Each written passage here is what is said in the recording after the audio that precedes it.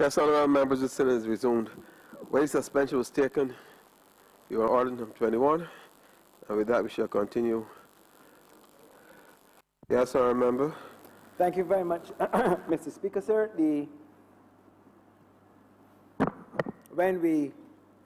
Just before we took the break, I was completing the point on the Barbados Sustainable Recovery Plan relative to the areas of growth, or the area of growth which we feel is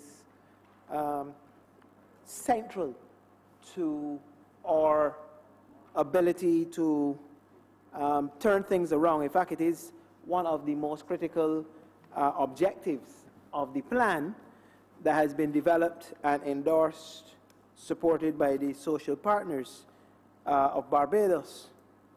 And we had stopped at the point where we were looking at investments which both public and private sector partners and civil society, including our labor movement, would be making, have proposed to make into small and medium-sized enterprises.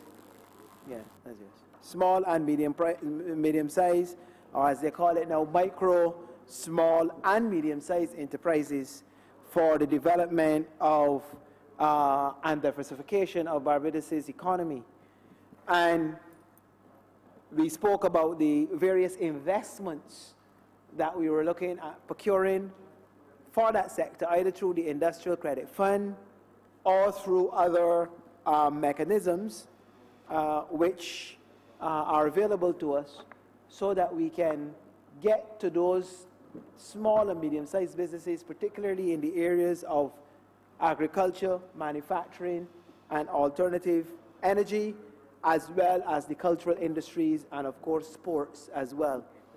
Because we see this as absolutely essential to building out a more sustainable economy in Barbados that is able to provide jobs for Barbadians at varying levels of our society, but also assisting us in building a level of resistance and resilience to external and domestic shocks.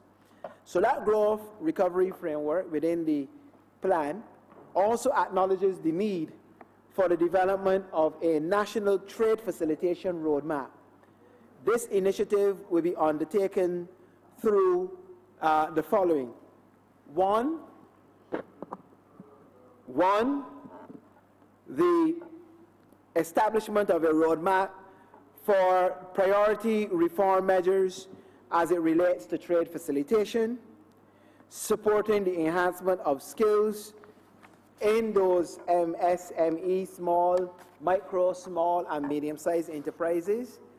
And three, identifying barriers to trade which are providing challenges to the increasing capacity of Barbados to be able to attract investment, and not just attract it after we've attracted it, to get it going.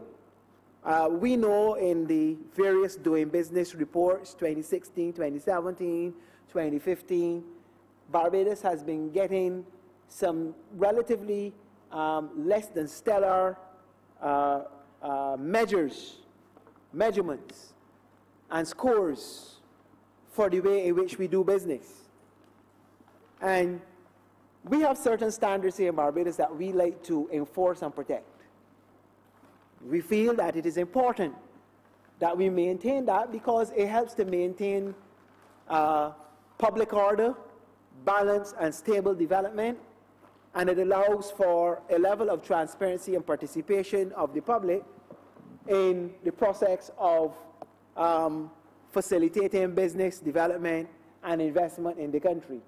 However, it has now grown up a belief that wherever there is difficulty to be found in the facilitation of business, Barbados is seemingly at the front of the line in providing such difficulties. I do not necessarily share that view entirely, but there are some points which need to be taken into consideration when we are dealing with how we go about getting people moving from the idea, the concept for an investment or for business intervention to actually having that executed to the benefit of the country through creating economic activity, through creating jobs, through growing our economy, expanding our GDP, and so forth and so on.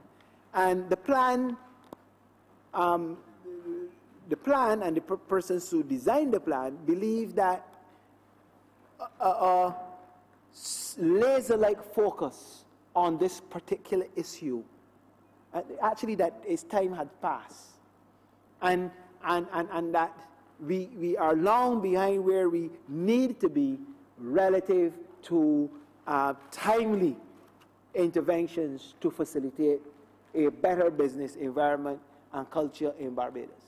The areas that are most spoken about, Mr. Speaker, sir, as you well know, yourself having to interface from time to time with these matters, the issues pertaining to planning approvals, how quickly and how transparently those are done, from the stage of application to the stage of approval to monitoring and the finalization of the project. Some years ago, under a program with the Inter-American Development Bank, the government of Barbados borrowed some money and provided for some technical work to be done by consultants in some strategic areas, one of which was the whole issue of the planning process. And a substantial amount of work, research and interactive work was done. A report was produced, recommendations were made, and some of those recommendations have been implemented, but not entirely. And we have seen some improvements at the Town and Country Planning Department, but we believe that greater improvement can be done in regards to how the process is dealt with. Now, the object, sir, is not to break down the rules or to discard the rules, but to make the rules clear, fair, and applicable to the circumstances and the environment within which we are operating. And I think that's fair to investors. Investors really want to know that if you're coming here to do a project for $200 million, that there's some certainty of the process. That when you apply for something, that first of all, that you know what you have to apply for, that the forms and the rules and the regulations are easily accessible and are known publicly, that when an application goes in, that there is a time period within which it is turned around. How long does X application process last? Is it supposed to last 2 months, 3 months, 5 months, whatever the case may be, depending on the complexity of the project which is being done? Who is in charge of the process? How does it go? And when it is completed, how quickly those who activate and engage the process get back to the investor? This whole thing builds, Mr. Speaker, sir, a level of certainty, or at least limits the level of uncertainty in relation to the process of planning approvals. And if there is one thing that we have seen in the repeated doing business reports and other assessments, is that a lot of investors believe it just simply takes too long for things to get done. And all they're asking for is not for the rules to be changed, but for the process to be completed, engaged and completed a lot quicker than is currently the case. I know the town planner and the staff have worked exceedingly hard over the years to try to bring some clarity to the process and to expedite it, but clearly if people who engage the department, either at a business level or individual level, believe that it is still not fast enough and not efficient enough, then of course there's more work to be done. So we're going to focus in this plan looking at that area. As we are going to be focusing to look at the issue of immigration and how issues such as work permits and certificates for reside and work applications are dealt with, and how expeditious the system is. Because that's another one of the areas that people have complained about. I know people, actors, in particular Minister of International Business will tell you, those people who operate in international business and financial services sector who happen to set up operations in Barbados have some concerns about how they are handled, how their employees who come from overseas are handled, how quickly the process is and certain the process is, and indeed how their own families, those who have to move families from other jurisdictions into Barbados, are handled in the system. There have been improvements, but we believe that further improvement can be made. We are trying to build out, as the Right Honourable Prime Minister will tell you, because he is the minister responsible for immigration, to build out the staff at the Immigration Department, to fill some vacant positions, to invest new money in technology. We have done so to try to improve the process, not just for visitors, but for Barbadians alike, in terms of the application process for passports and immigrant status and permanent residency and work permits. We've also looked at the issue of new accommodation for the Immigration Department, and my understanding is that, barring any further delays or difficulties, that sometime very soon, either in the first half of this year or in the third quarter of this year, the people who operate at the Bridgetown office of the Immigration Department will be able to move into their new quarters downstairs of the Princess Alice Car Park building that is owned and operated by the Barbados Tourism Investment Inc. And that is another of the contributions which the government is making on our side to improve the conditions of service for public officers who have suffered and have had to work in less than, and the public as well, because the public has to use the facilities, and who have had to work in less than commendable circumstances and conditions. So the whole issue of immigration, the whole issue of customs, again, which is a major problem, can be a major problem in the business facilitation process, both for investors coming from overseas and domestic, particularly for domestic traders and businesses who have to engage the department, the length of time it takes to clear containers, the process of appeal if there's a challenge with anything being imported, the length of time it takes for those things to be resolved, how transparent is the process, who is responsible for what, and how, if decisions are taken that people are not necessarily on all fours with or agree with, who do they appeal to? Who intervenes? From time to time, as ministers, both the Minister of Commerce and myself have had to intervene in cases where, frankly, we believe those issues should have been resolved at the level of the public officers. But because there is some doubt as to how and who is going to take responsibility for them, then it then gets kicked upstairs at a higher level, when in fact it probably should not be, because everybody should be clear as to that process. The issue of how do we clear cargo, the efficiency that is required to ensure that commerce continues to roll almost as seamlessly, so that the consumer at the end of the day does not have to pay or to bear the burden of the charges which pile on when once people cannot clear their goods in a timely fashion, or there are some other set of delays in the system.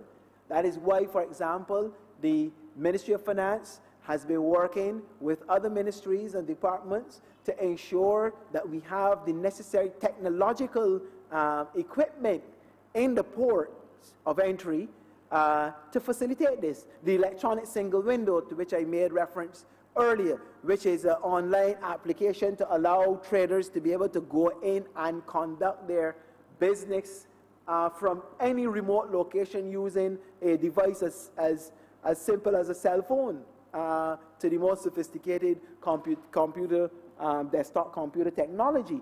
These are the things which we're working on. In fact, at the end of this month, sometime in early March, we are proposing to take Sinckler live with the electronic single window that will allow any person, the average person who is importing stuff into Barbados, purchase online from one of the sites that we go, Amazon or whatever, to be able to go in and put in their own thing via their cell phone, see how much customs duties and charges they'll have, clear their own stuff and everything, without having to go necessarily to a broker to have it done, even though brokers will still play an important part of the system, particularly for the larger clients. This is the direction that this plan is pointing, and the direction that this government is going, because we have already started to put those systems in place. Of course, as I said, one of the major pieces for that, of course, is to ensure that the transition of customs into the Barbados Revenue Authority is completed and done so as quickly as we can, given the amount of time, the length of time that we have had, that we have spent on this particular matter. In the area of the international business and financial services sector, the plan speaks about broadening the scope of our offerings. And we can say, Mr. Speaker, say without fear of contradiction or doubt, that this government has, in the last 10 years, provided the fastest and widest and broadest scope of new product interventions of any government in the international business and financial services sector that have been done in recent memory. We have to congratulate our colleague in the Ministry of International Business, the Honourable St. James South, for his leadership in this particular regard, and also our learned Attorney General, who not only interfaces with this previously as a private practitioner of the law in this area of the law, but also as Attorney General to ensure that we have covered our bases to make Barbados continue to be an attractive domicile for international business. And it has not been easy. It has been very, very hard and difficult because, you know, there is an international movement now, whether for good or bad, perhaps more bad than good in many respects, when you look at some of the things that they are doing to small jurisdictions such as ours. But in spite of what they have been doing, the blacklisting, the bad naming, the citations and so forth and so on, Barbados continues to be considered globally by those who are serious about looking at jurisdictions like ours to be a clean, cost-effective, efficient jurisdiction for international business. And whilst we may have to fight from time to time to defend our good name, eventually we prevail. And the reason why we prevail and the people who put us on these blacklists recant of their and confess their sins and recant is because they know at the end of the day that, as the Prime Minister says, often is wont to say, the truth is not like milk, it doesn't spoil. And if you are a good, clean, responsible, cooperative tax jurisdiction, regardless of whether somebody will come and say otherwise, at the end of the day, once you press your case and you put the facts, it is proven that you are what you say you are. And we have had that experience. So the most recent thing with the EU, you know, are the people who jump up and down, oh, Barbados, Barbados, again, you know, the usual palaver. Barbados is the worst place, and Barbados is this tax haven, and the minister's got Swiss bank accounts and all that of rubbish that you hear and you see on social media, all that fake news. At the end of the day, behind any comprehensive analysis, investigation, or otherwise, Barbados is proven time and again to be a top jurisdiction, responsible, clean, and reasonable, low-cost jurisdiction to attract businesses for tax purposes. So the social partners have set this aside as one of the critical areas that we will continue to focus on by expanding Barbados' tax and investment treaty network. And again, the Democratic Labour Party administration has been leading in this particular regard. I don't know, Mr. Speaker, so I speak subject to correction. My colleague, who is the expert in this area, will be able to guide me.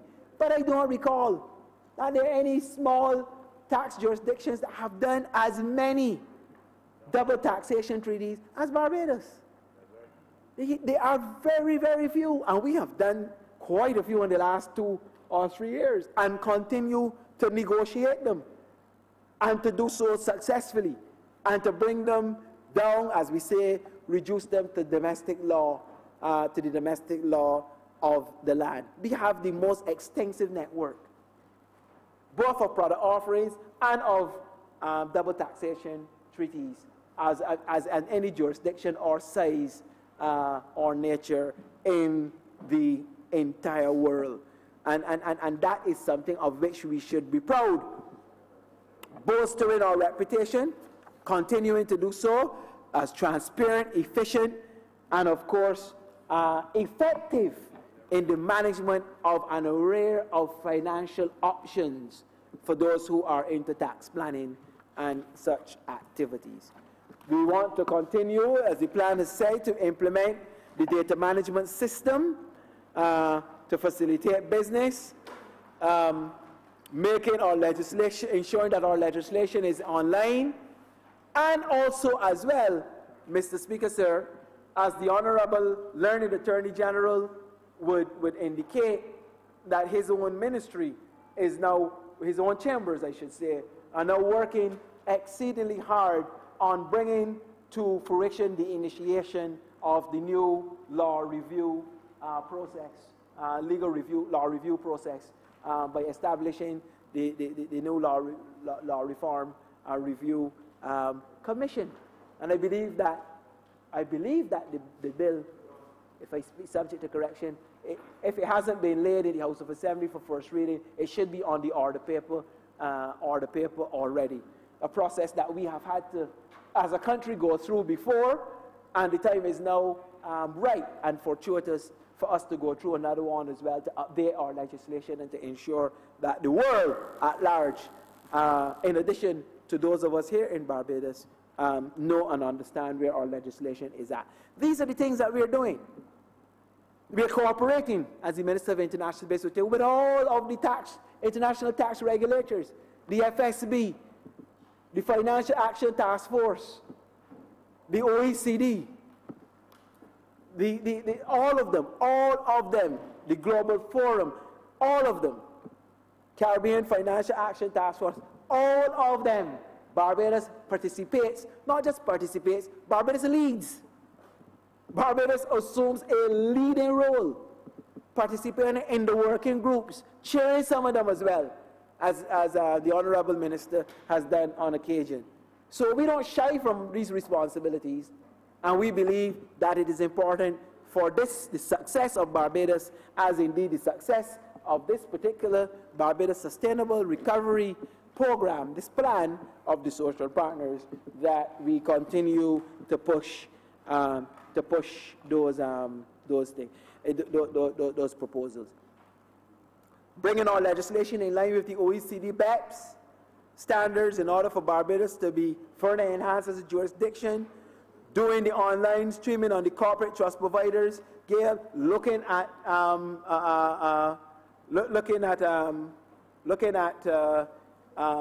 the whole issue of philanthropic giving and how that is done in the context of international business. All of these foundations and so forth and so on, all of these are things which the government is doing. In addition to that, Mr. Speaker, sir, the government is taking the bold step of instituting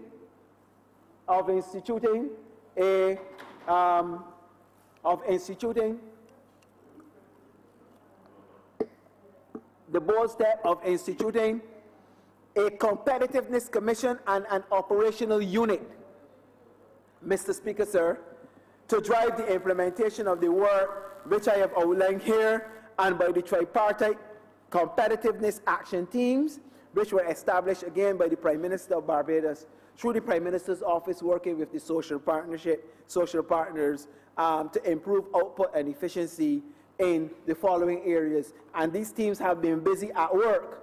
This is not something that we've now created and put into this document. These teams have been working and led by various members of the private society, private sector, civil society, and government as well. Improving conditions at the Grantley Adams International Airport and the Bridgetown Seaport. Improving the legal system in terms of the offices, upgrading the offices of Chief Parliamentary Counsel, restaffing them, giving them more staff and electronic equipment, and the Office of Solicitor General, the Registrar of Properties, the court system generally, physical planning permission, town planning department and office, and in terms of the tax efficiency, the Barbados Revenue Authority and Customs. All of these are areas in which the competitive tripartite competitive action teams have been working on and doing some very successful and important work on behalf of the people of Barbados. In terms of private productive sector reform, this will be pursued as part of the government's effort to facilitate trade as well. Such reform will be focused on reducing the cost of doing business and increasing the speed of critical government deliveries across a number of areas. It should also be mentioned that the government of Barbados intends under a number of measures that we will build capacity and efficiencies in a targeted group for export companies that collectively can increase Barbados's exports. And I know that the Minister responsible for Commerce and his team have been working on this in particular. And one of the areas that we are looking at specifically is the advancement towards a 100% renewable energy policy objective for Barbados. Investment in energy-efficient technologies to support increased job creation and economic growth, and the creation of a comprehensive renewable energy efficiency incentive framework program. Mr. Speaker, sir, one of the highlights of this administration over the last 10 years has been our incessant push towards moving the country towards a culture that inculcates the use of alternative and renewable energies as part of the mix for the people of Barbados. This has been an extremely important part of the diversification process for Barbados's economy. And today, Mr. Speaker, sir, I can say proudly that behind that policy, which has been approved and iterated by the government, behind the implementation by the Ministry of Finance and the Ministry of Energy, the Division of Energy, Mr. Speaker, sir, with support from the other ministries of government, the most comprehensive suite of tax concessions and waivers and incentives of any sector in Barbados other than the tourism sector were passed by this Parliament, by this administration, to promote alternative energy in Barbados, both for those who are producing it and for those who are buying it or procuring it, for those who are getting loans to produce it, for those who are getting loans to use it. Mr. Speaker, sir, the public sector smart energy program, which you will see covered in the estimates for last year and this year, the private sector smart energy program, which helped businesses to introduce alternative energy systems to reduce their energy costs as we grappled in the early years of the recession with increased fuel prices. Mr. Speaker, sir, the training of persons, the introduction of courses at SJPP in the fabrication of alternative energy systems of photovoltaic, Mr. Speaker, sir, the maintenance of them, the attraction, sir, of companies now, both domestic and foreign, on a spate of investments in the alternative energy sector. I mean, hundreds now of megawatt systems have been agreed to, and some have already started implementation.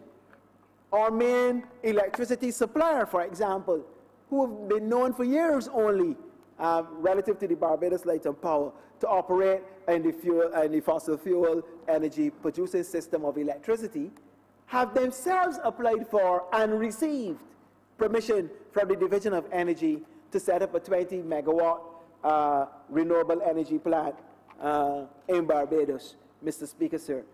We have a company which currently has an entire set of manufacturing systems on the island, Deltro Incorporated, to establish in Barbados the first full factory for the fabrication of photovoltaic systems, not just to be used in Barbados, in fact, particularly, exclusively for export into export markets in Colombia and so forth and so on. We are currently working, the authorities, that is to find the appropriate location and places for that to operate. Has been taking a little longer than we anticipated, but, Mr. Speaker, sir, that is the interest which people are showing because of the laws, because of the incentives, because of the policy which the government had put in place in the early days of the recession as part of the diversification policy of the government of Barbados for the economy of Barbados to introduce another economic sector in Barbados. So we are beginning to move in that direction, and we have other domestic people. The Williams Industry Group, I know, has been chomping at the bit to do even more than they are already doing in terms of the production of alternative energy, Mr. Speaker, sir. Yes, and we give the opportunities for locals to invest, even as we make capital invested into these areas a lot more attractive by way of offering appropriate investments. So, Mr. Speaker, sir, this is the direction that we're going. So there's no slowdown, there's no halt, there's no stopping in the march towards Barbados becoming fully alternative energy producing for Barbados within the next couple decades or so. In fact, we want to accelerate that pace, given and ensure that at least by 2035, Barbados is fully reliant on alternative energy in Barbados. This would transform our economy in fundamental ways, and this is something to which the social partners in this Barbados Sustainable Recovery Plan have committed themselves to doing. Now, when we move on to that and we get into the other traditional sector of tourism, I see the Minister of Tourism is here, and perhaps he can best speak to what is going on in that particular sector. But we've reached the stage where we're not just going to be relying on what we already have. We have started a process of renewal. And you know, we took a lot of criticism, Mr. Speaker, sir, a lot of criticism for some of the things that we did. Even though we know a lot of it, or I should say, even though we know some of it, which paraded itself as being concerned about Barbados giving away itself and the quotation by one member here of the Jean and Dinah song and all of that and so forth and so on. You know, at the end of the day, yeah, in relation to sandals, when we were talking about sandals, both the Minister of Tourism and myself, unfairly and unreasonably, were abused up and down Barbados, as were other members of this government and the government itself, for giving concessions to sandals and saying that we were giving away the whole of Barbados and all of this, and who got this and who didn't get what, and a whole set of foolishness, Mr. Speaker, sir, that was being touted all over Barbados. Today, we can say, Mr. Speaker, sir, without fear of contradiction, that Sanders has performed way and beyond even our own initial expectations in relation to what they have invested in Barbados. I don't have any brief for them. I don't really know the people that well anyhow. Met them a few times, but I like what they were saying and what they were proposing to do to Barbados, because when they began, they said that they were going to invest $400 million odd in the project down in the north at Avon. $400 million. And on that basis, we felt, given the level of that investment, that we should facilitate them with certain concessions. Some people felt they were too generous. Well, fair enough. Do you know, Mr. Speaker, sir, that 2.5, 3 years on, 3 years on, 2.5, 3 years on, Sandals has invested more than the $400 million already in the Barbados economy.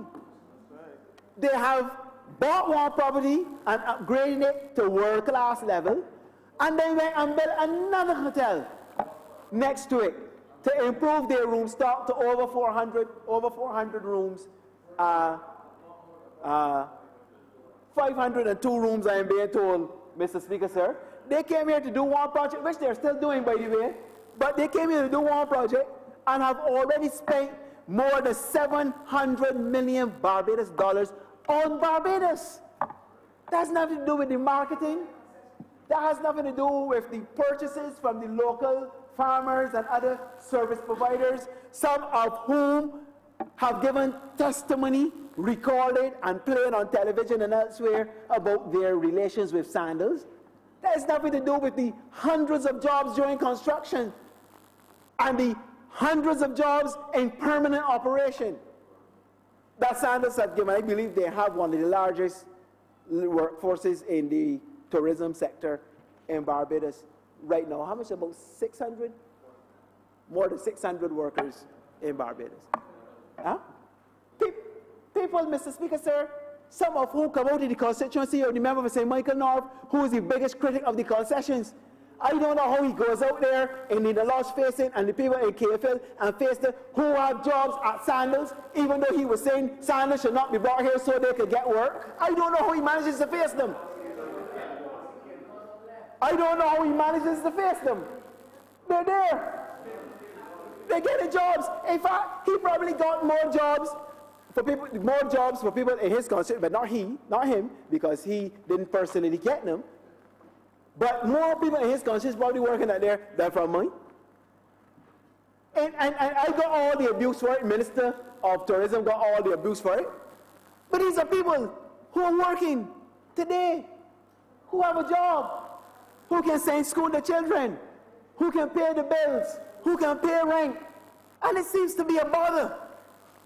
It still seems to be a bother. Rather than be happy for those persons and to try to encourage more investment, as Sanders is proposing to do down St. Peter with the Almond project, which they're just waiting on the regulatory authorities to give them the go-ahead to start.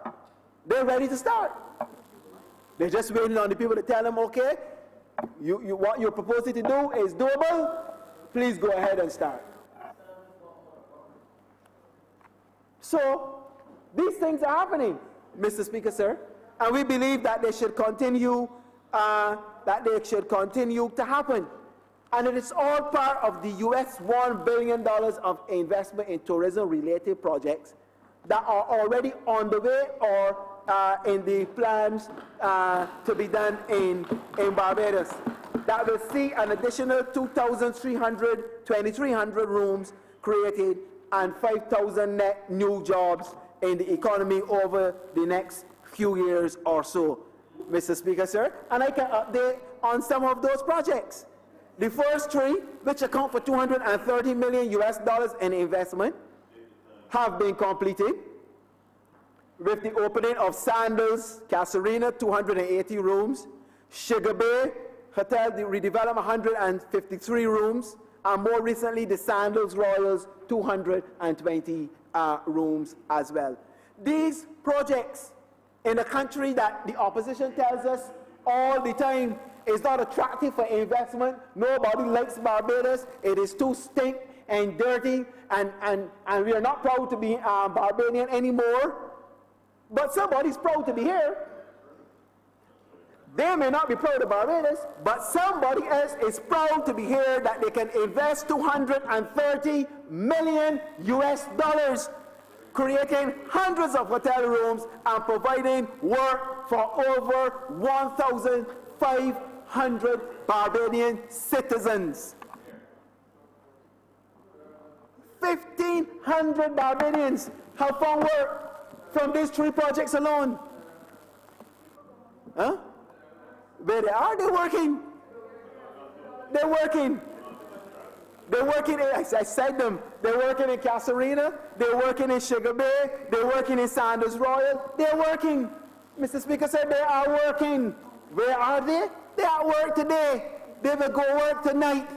They will earn a salary at the end of the week or end of the month.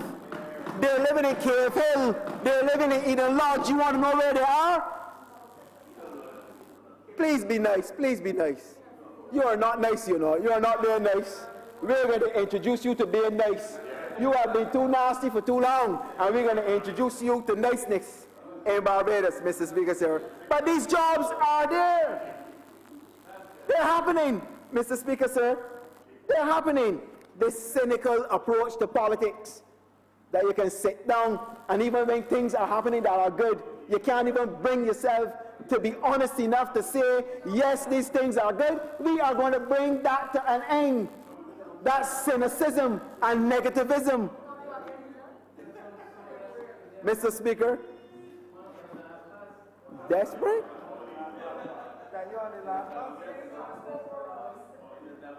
He's right. He's right. I am desperate. I am desperate to rid the Parliament of these elements and politics of these elements once and for all. Mr. Speaker, sir, 1,500 jobs were created in Barbados on these 3 projects alone that the Shadow Minister of Tourism cannot admit and concede has been a good thing to happen in Barbados. He does not want 1,500 people in Barbados to work, even the ones from out of Cave Hill and Eden Lodge and other places in his own constituency. Mr. Speaker, sir.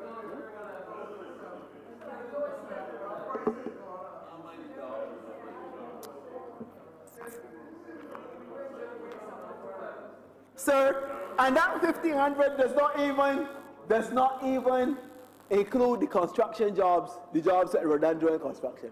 You know, at one point in time at the Sanders project up there, the Sanders Royal, they had 900 workers, 900 people. Huh? You can't find the artisans, 900. Where they are? They're waiting on the work for the Hyatt Century, that's what it is called. They're waiting for the Hyatt to start, and if certain people will get out of the way and stop trying to block the project, those 900 workers will find additional work in the Hyatt Century. That's the point, Mr. Speaker, sir. That's the point. But they don't want that to happen. They don't want anything good to happen in Barbados because they want to be able to go out into the night air and pollute it with all kinds of negativity.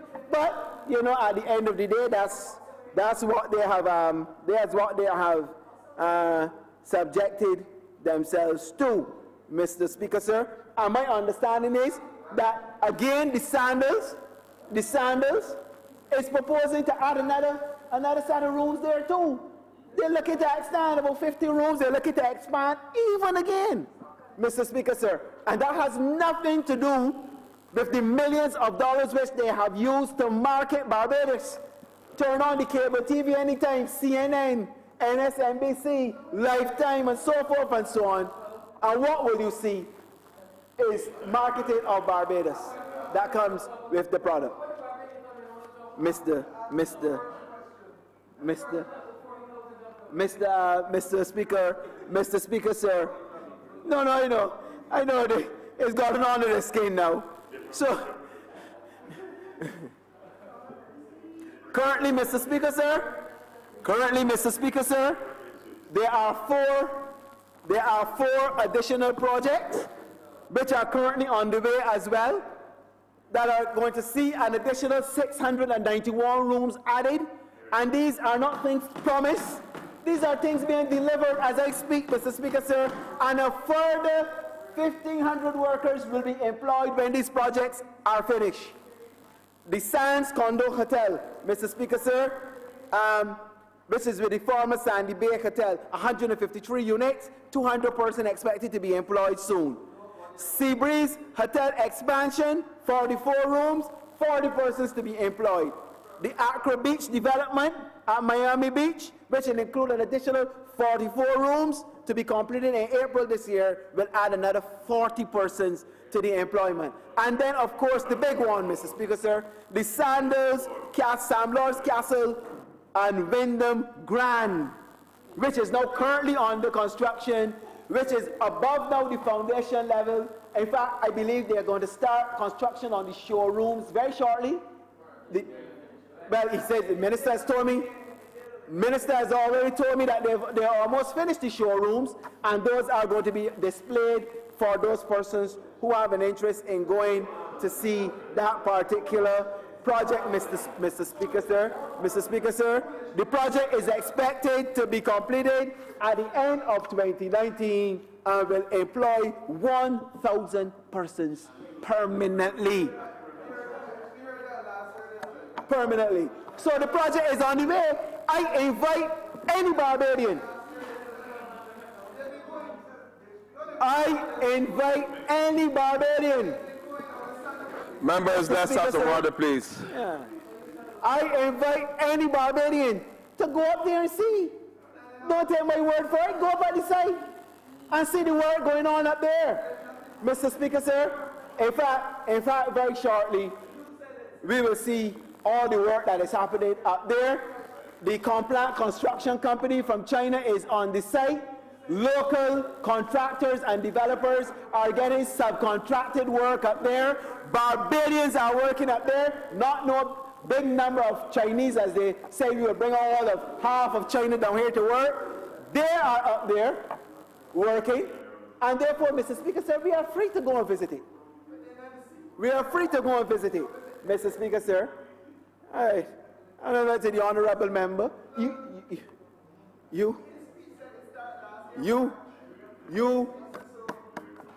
honorable member, Mr. Speaker, sir, is trying his best to distract me. He said there's nothing up there to see, because when he went up there, he actually didn't go to see anything. He went up there on different matters in the dead of the night. That is the problem. That is the problem.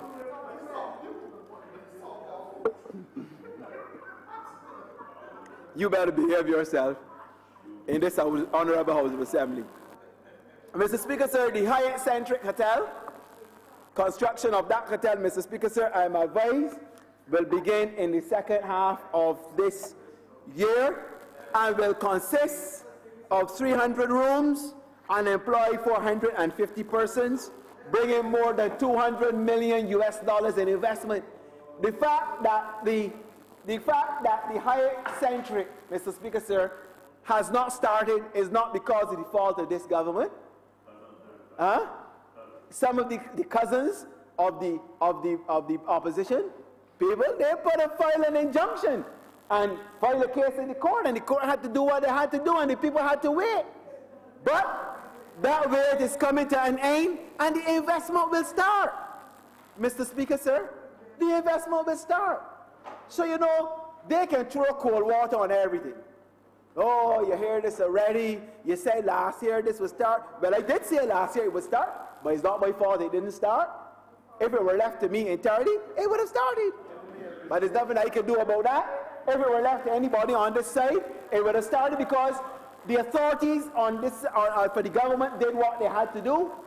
Somebody filed the case. The court said, hold your horses, let us review and have a review, and the court issued their decision. That's not a problem that I have created or anybody else on this side, but it's something that we've had to deal with, and we are advised, I am advised, we are advised that the people are ready to move ahead and get that project started.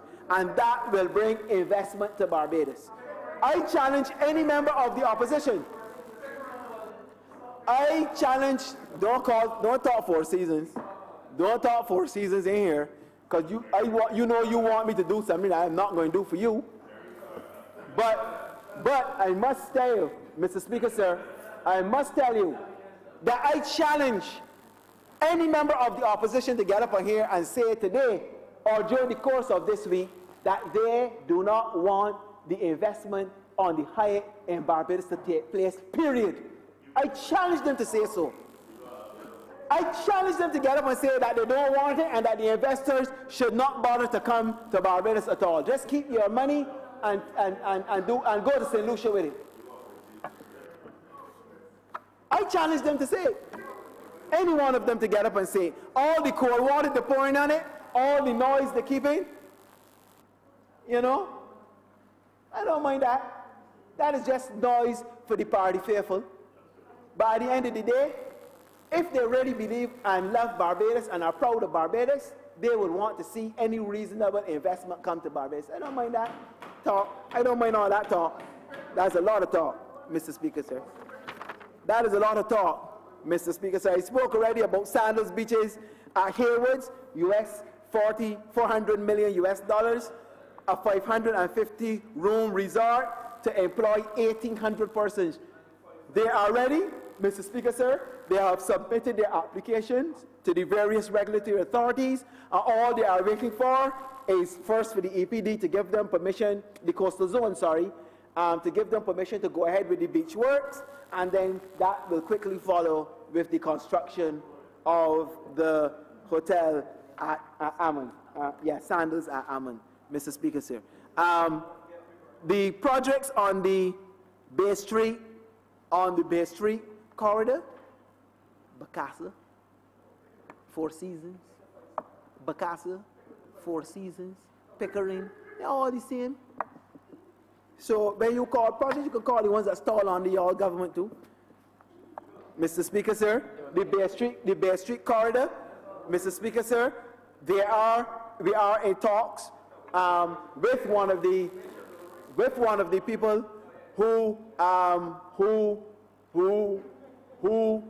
have agreed, Mr. Speaker, sir, to take over the investment at the Pierhead. You remember the Pierhead, Mr. Speaker, sir? That is a project, sir, that the last government was pushing. And it didn't come to fruition under their administration. We came in and found the same thing.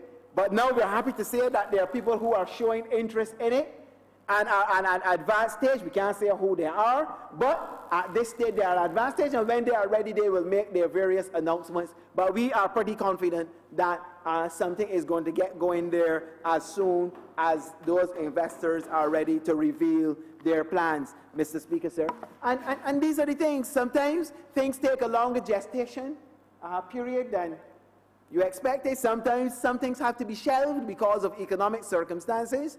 Sometimes the money doesn't come through, or sometimes the money falls through. But the idea is to persevere. And where there is an opening to ensure that you can get that investment going again, either by the same people or by new persons, the government of Barbados is there to try to facilitate that investment. And on top of those private sector investments, we have the government's public sector investment program, which is highlighted again in the Barbados Sustainable Recovery Plan of the Social Partners of Barbados. Remember, this is not a government plan. This is the plan of the social partners of Barbados. The plan of Barbados. The plan for Barbados. Not Chris Sinckler's plan or Francis Stewart's plan or nobody else's plan, the Ministry of Finance plan. This is the plan for the government of Barbados. And we challenge them to reject this plan too. If they don't believe in it, they can say they don't believe in it. That is a matter entirely up to them, but we know that it has the endorsement of those persons in the society that matter, Mr. Speaker, sir. The government's public sector investment program, Mr. Speaker, sir, is going to roll out on a 5-year basis, and it is looking at a number of areas, some of which are already on the way. The road rehabilitation program, improving connectivity and the road infrastructure, $25 million, half of which was provided in the last year's estimates, the other half in this estimate. And it is expected that those road works, Mr. Speaker, sir, which have already commenced, under the Ministry of Transport and Works will continue across this year. In fact, all of the tenders have been done for the first package and awarded. I believe the tenders have been done and awarded, and those persons are free to go ahead and start the roads as soon as the paperwork is complete. I believe some of them have started. We have seen some in Flagstaff and in other parts of Barbados. Those roads are going to be done to improve the road network in Barbados. Under the CAF loan program, Roadworks Phase 1, $8 million. This commenced late last year as well, out of the $25 million. This will involve rehabilitating approximately 7.1 kilometers of key segments of primary roads, including drainage, construction of sidewalk, bridges, culverts, and safety features. These projects, as I said, Mr. Speaker, sir, have already started. The money has been disbursed, and the contracts have been tendered and awarded already. Mr. Speaker, sir, the ministry will continue its Mill and Pave program Phase 2, which will continue to resurface road surface sections of the network of roads throughout the island, and it involves the rehabilitation of 7.44 kilometers of key roads in the primary road network. Again, that includes drainage and sidewalks and so forth and so on within communities of Barbados. We've started in St. Lucie, we are in St. Philip, we are in parts of St. Michael, across the parish of St. Michael already. There's roads being done in St. Andrew and in St. Joseph that are going to be rehabilitated as well, and also as well in St. George, Mr. Speaker, sir. Those are where a lot of those resources are going to be spent. In addition to that, there are 4 new loan agreements that were signed by the government, totaling US $68,877,000 Barbados dollars with the Caribbean Development Bank, the Inter-American Development Bank, and the Latin American Development Bank, or CAF. Some of these relate to the Student Revolving Loan Fund, which we have topped up to ensure that our students can continue to get loans to pursue their studies. The construction of the Constitution River Flood Mitigation Project, Phase 3. As you know, up there, Mr. Speaker, sir, we did what we call that Constitution River right up to Queen's Park.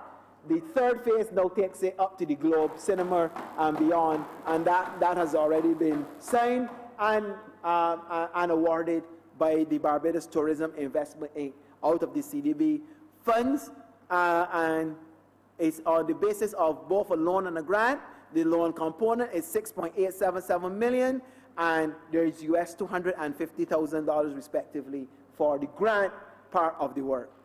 There's also the project for the deployment and use of cleaner fluids and renewable energies in Barbados, which is being done with the National Petroleum Corporation and the Barbados National Oil Company. It's an IDB project.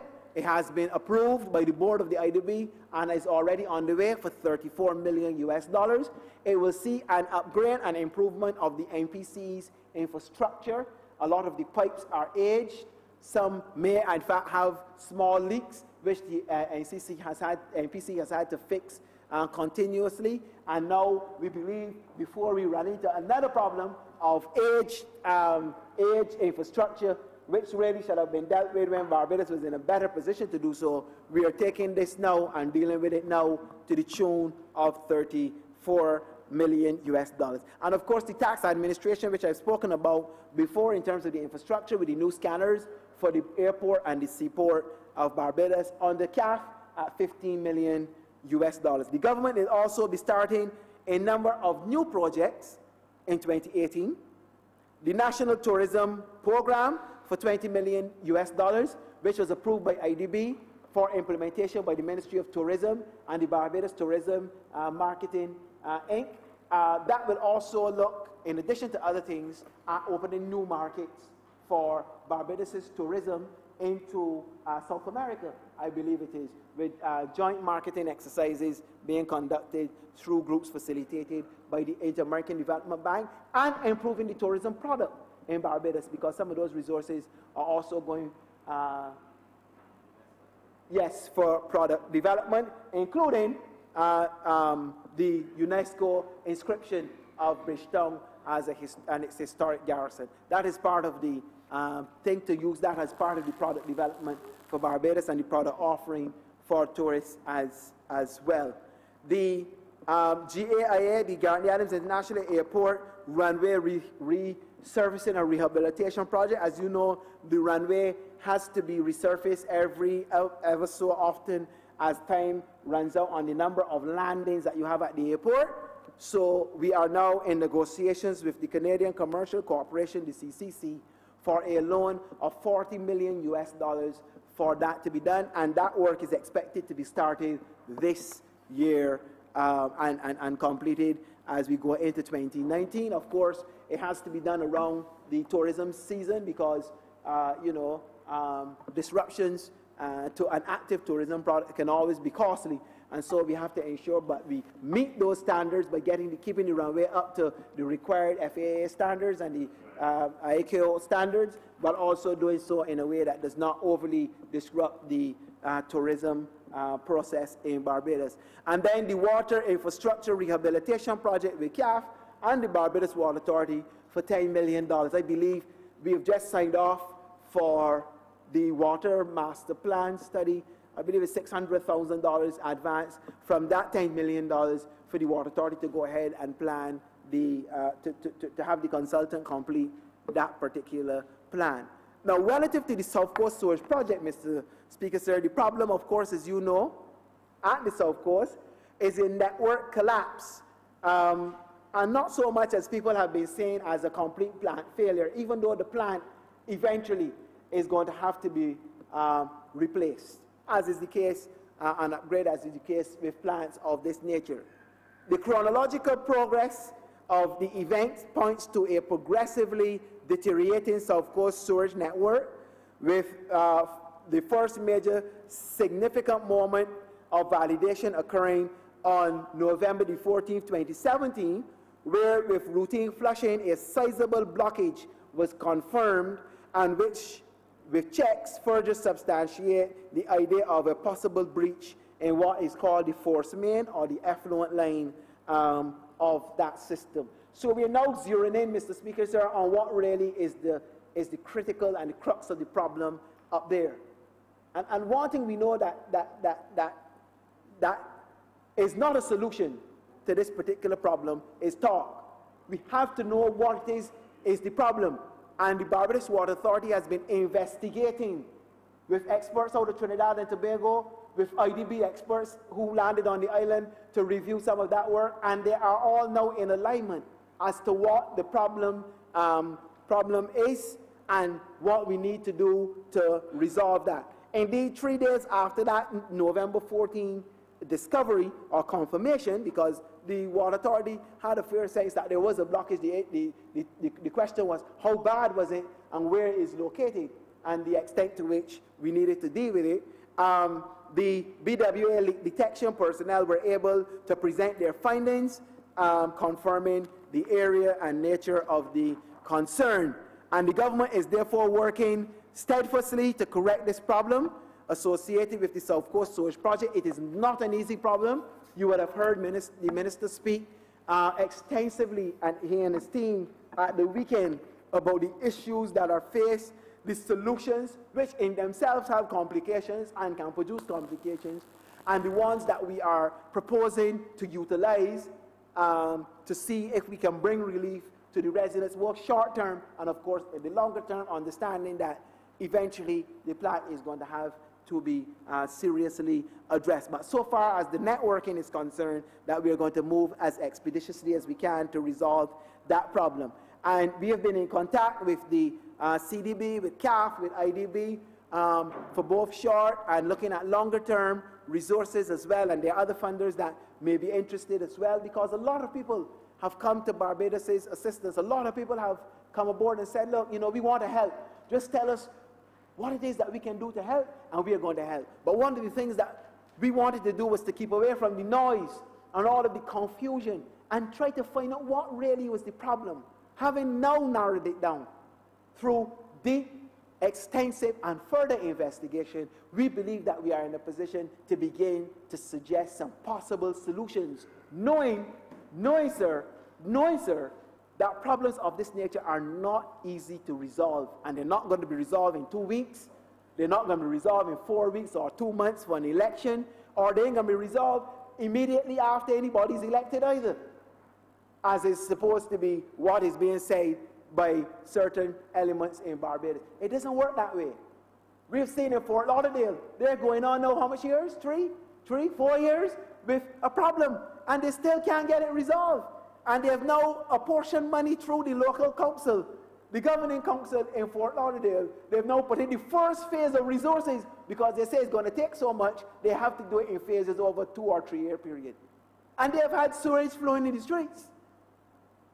Mr. Speaker, sir, in dealing with this problem. But little Barbados, with little financial, technical, and other resources, apparently we are together overnight, and there's some pill at a store in town that you can go and buy, and you get somebody to take the pill, and the sewage problem disappears. Life just does not work like that when it comes to these kinds of things. It really doesn't. Now we understand the period of the time. We understand the period.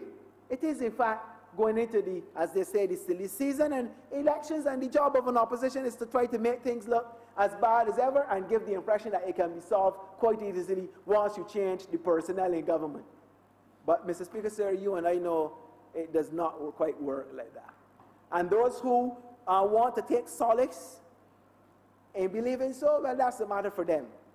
What we can say is that this government continues to work assiduously on finding a corrective solution that will last, and in the instance that we have had to do so, we want to say to the public of Barbados, and particularly to those residents on the South Coast, to offer our apologies and our empathy for the inconvenience that they have had to suffer in relation to this matter, but give the assurance that the government is working to find a solution to it. And and I believe that reasonable people in the circumstances will understand that particular message. We know how Barbados goes.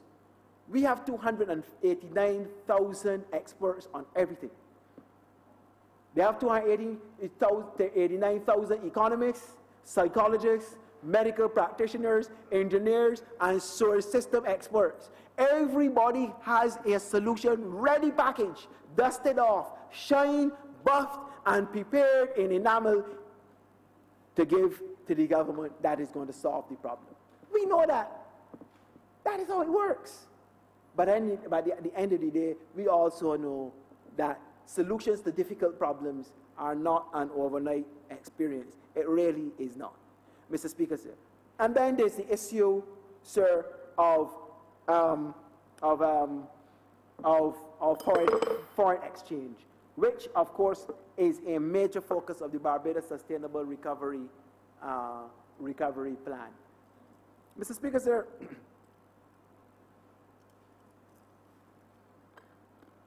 one of the things that I certainly try to do in my work in the ministry is to let the facts speak for themselves.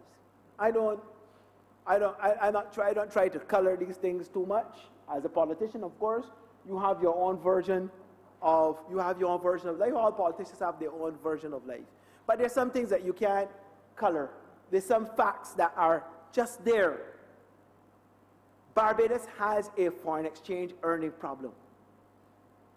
That is a fact. That is a fact. And nobody can dispel it, and I'm not going to tell anybody that we don't have it, because we do. What I will say, Mr. Speaker, sir, is that we've had it for some time. It's not something that just cropped up overnight in the last 5 years, in the last 10 years, in the last 15 years. It is a problem that has been there consistently. And even last year, in my presentation of the estimates of revenue and expenditure, I took the time to pull the statistics to show that in the last 20, 25 years, Barbados has had to tap the international capital markets to shore up its foreign exchange earnings, because those earnings have fallen below the amount of money that it is required to ensure that Barbadians continue to do the things which we know and love and like to do in the context of Barbados. This is just simply a fact, Mr. Speaker, sir. Under the last administration, they had to go to the capital markets repeatedly. In some instances, some years, it was said that they shouldn't needed to have gone, but they went to the tune of borrowing more than $1 billion, Mr. Speaker, sir, in foreign exchange borrowings, more than $1 billion, Mr. Speaker, sir, between 1999 and 2006.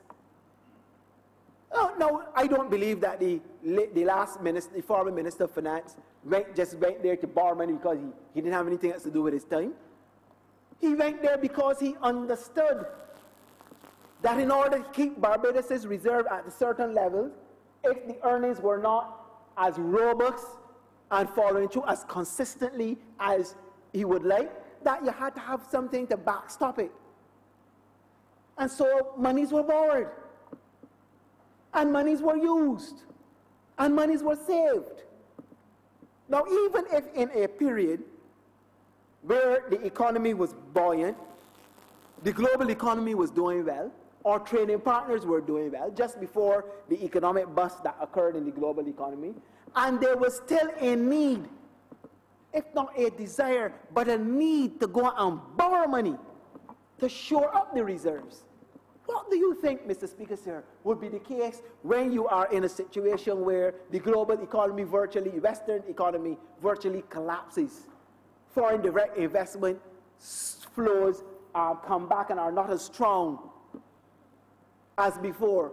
And then you take a hit on the foreign exchange side with the international business and financial services sector losing inflows to the tune of $200 to $250 million a year. I mean, if you have that kind of situation, your tourism decline, your international business earnings decline. Could you imagine if we were earning today what we were earning for international business in 2006 or 2007 or up to 2008? We will be getting $250 million in foreign exchange, in reserves, Mr. Speaker, sir, in earnings right now. We won't be having a discussion about declining reserves, Mr. Speaker, sir. No, if these things were happening, that is what would be there. But we have to deal with it because it is not there anymore. Barbados has taken a very heavy hit, Mr. Speaker, sir. And it has taken a hit not because of anything that this government has done, in particular in relation to that. Changes to international legislation, issues in the international economy have had that impact. But, you know, you can't sit down and cry about the situation and say, oh, this is happening, throw your hands in the air. You have to work with what you have. And that is what we have been trying to do in the circumstance, and it has been exceedingly difficult. But we have tried to do those circumstances. Of course, we lost our investment grade because of a decline in our economy and so forth and so on. And that has meant that for us to go to the market to borrow, it has been more expensive. But even in the years when we went to the market, even in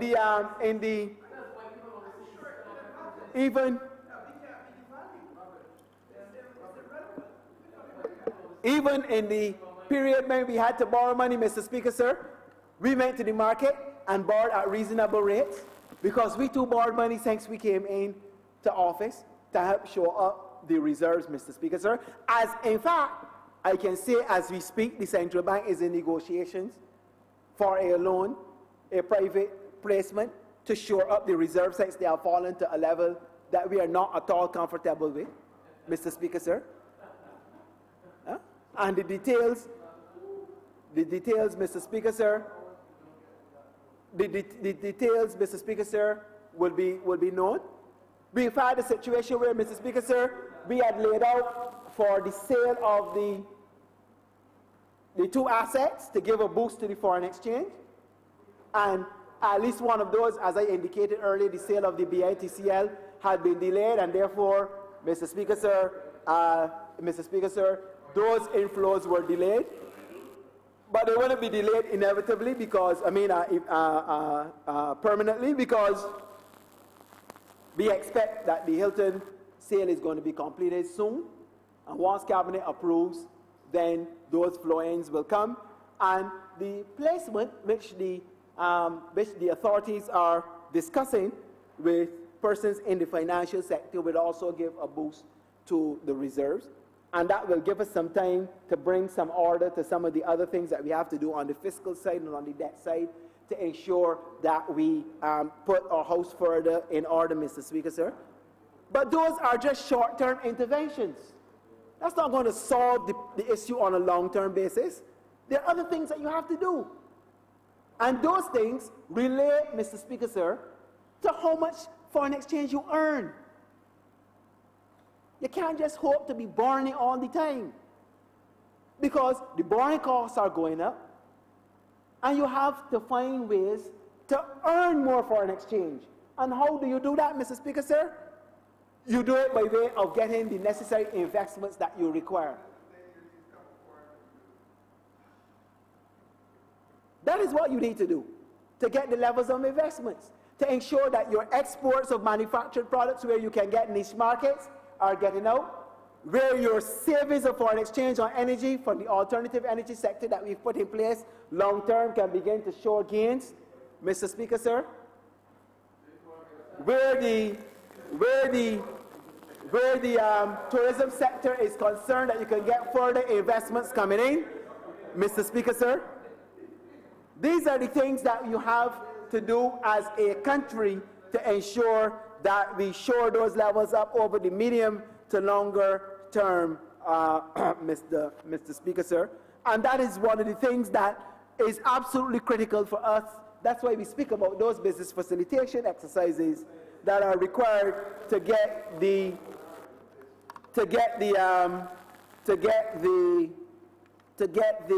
tourism investment projects and the other investment projects going. Because that is what will earn you foreign exchange over the longer period of time, as you have more hotel rooms, more visitors, more investment, and so forth and so on. And that is the program that the social partners have committed themselves to in relation to getting those things done.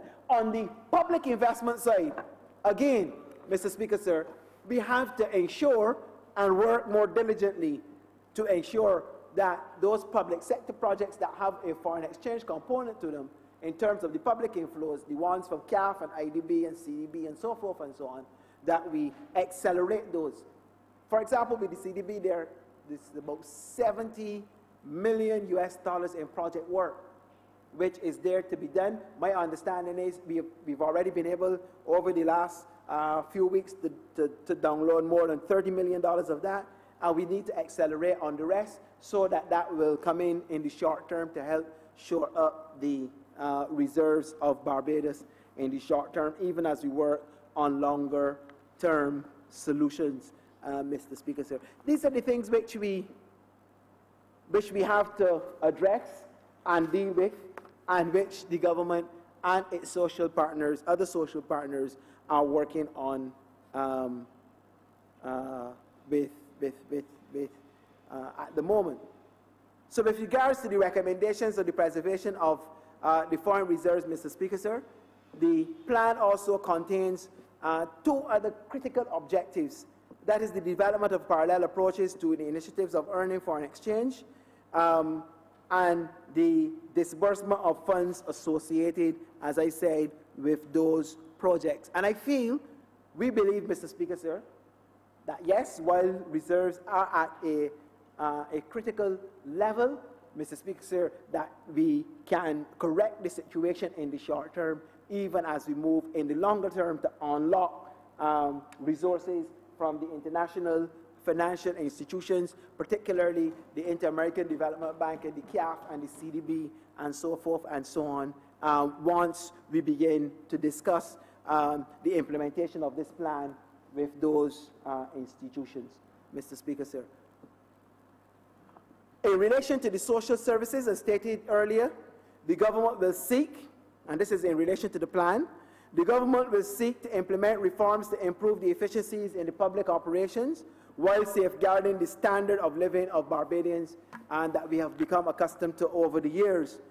This plan outlines 17 objectives aimed at protecting the poor and vulnerable in the society with a view of improving their quality of life and livelihood through the employment opportunities and social services aimed at assisting those who cannot help themselves. Mr. Speaker, sir. This includes, but is not limited to, the establishment of a means testing network framework and the development of a retraining and retooling program. Mr. Speaker, sir. I spoke earlier, sir, as I want to reiterate, that if you look at the spending which we are doing on social services sectors, particularly those transfers and subsidies, of the $1.1 billion assigned in the current estimates, as was the case last year, for subsidies and transfers, the major ones relate to education, particularly the University of the West Indies, which is $120-odd million a year. The Queen Elizabeth Hospital, which is $185 million a year in total. You will see $50 million in the estimates, I believe it is. But there's usually a top-up by way of a supplementary. There is the Sanitation Services Authority, whose budget is split in two, $28 million, $26 million for the regular collection, sorting, and delivery of garbage to the site. But then another $30-odd million for the processing through the SBRC facility at Vaucluse, Mr. Speaker, sir. So you're talking about in excess of 50 to 60 million Barbados dollars. We're talking about another 40 million or so to the Transport Board to assist in moving the public of Barbados. We're talking about assistance to the Barbados Water Authority, largely with some of their debt, but increasingly with some of the issues which they have had to deal with that they may not necessarily have had to plan before financially to deal with, like the sewage treatment facility that we're going to have to find money to do as well, Mr. Speaker, sir. The Baines Lane program, Mr. Speaker, sir. The water meters program, where we had the drought, the issue of the tanks and so forth and so on. These are the things that we've had to do financially in a social way to keep Barbados going, Mr. Speaker, sir. These are the things. Now, we talk about the sugar project, the old sugar establishment, again, about another $80 million, 50-some-odd million dollars in debt payments for the old sugar bonds and loans that were taken to facilitate the sugar industry, and then another 20-some-odd million dollars, $26 million for price support, operational support to BAMC. And then, outside of that, on an economic sense, the $80-odd million that are given to Market Barbados through the BTMI, $88 million through the BTMI and the Product Development Authority of Barbados. This is where the bulk, Mr. Speaker, sir, of the subsidies and transfers go. Now, you know, sir, 10 years ago, 11 years ago, the QEH was not subsidy and transfer because it was not a company, a statutory board. It was a government department. So the money used to be given to the Ministry of Health. But once you move it into statutory board, it now has to be voted as a transfer to the QEH. So it goes into what they call subsidies and transfers, and you say it jump. It is a fact. It is a fact. I mean, you can contort your face as much as you want. It is a fact. QEH was functioning as a government department. I mean, that's not true. No, it was not treated as a subsidy and transfer. It was not. It was a government department.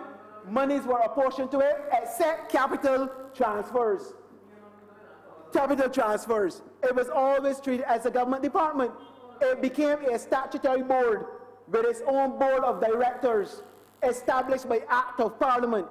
And therefore, it has now to be treated as a transfer. Like you transfer money to BTMI, like you transfer money to urban, like you transfer money to rural, like you transfer money to SSA. It has to be treated in the same way and classified and categorized under that head of expenditure. So I don't know, unless somebody has reinvented the accounting procedures for government. That is what I came and found and was told. So I don't know how all of a sudden it has gone to change. It is now a statutory transfer. That is how it is done. And if you're giving them money for capital, it is a capital transfer, Mr. Speaker, sir, under the aegis, because the goods and services, in fact, it used to be treated as the goods and services. The same thing, Mr. Speaker, sir, has actually happened when I first became with the minister with the SBRC facility, because that money was transferred to SSA, and the SSA, huh? No, I don't know which year it was. Well, whenever it was, whenever it became a board. Whenever it became a board. Whenever it became a board. Sorry, whenever it became a board. Whenever it became a board. In other words, the QAH used to be a government department. That's the point. It's not the date, it's the point. But from 2000 then, it became a statutory transfer. I'm not making it as a criticism. I am saying that subsidies and transfers have grown over the years as we have created statutory entities. That is the point. The point is not which year it was done, to say that it was only done under this administration and not under the other one. I mean, they like to pick at all kinds of little petty things. You don't worry about it. You don't worry about that. Don't worry about that. You don't worry about that. The fact of the matter is, it is a subsidy and transfer. It is a transfer in this case, as opposed to a subsidy, right? A statutory transfer. Before it was created as a statutory entity, it was a central government expenditure. On the head 23, on the head 23. Yeah? That's how it was done. So when people come to Barbados and they say that we have large subsidies and transfers, understand how these things are composed. The other area of expenditure that has been growing is the area of pensions. Central government pensions, and the provisions which we have to make for central government pensions. Those have grown over the years as more people have retired. Huh? BDF, yes, yes.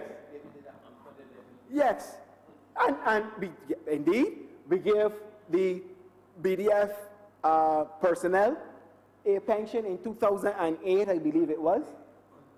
2008, because all of the, and it is an unfunded liability, like all of the others, Mr. Speaker, sir, in terms of the public sector pensions, Mr. Speaker, sir, there's no specific funding. There's no specific funding, Mr. Speaker, sir, in relation to some of those pensions which are paid. And in fact, when pension reform was being done, there was a view that there should have been pension reform for the entire system, both the NIS pensions and the central government's pensions, Mr. Speaker, sir. And there are many international organizations that come to Barbados, including the IMF, that speak about the need for pension reform. In fact, Mr. Speaker, sir, in addition to doing a character mission on SOEs, one has also been done on pensions, and I'm going to lay the report here in the House of Assembly once it is finalized and approved. I don't believe they've sent back the final report, but I'm going to lay that as well, because we have had all of these areas examined. Mrs. Well, that's okay. That's okay. That's okay. Mr. Speaker, sir. I beg you.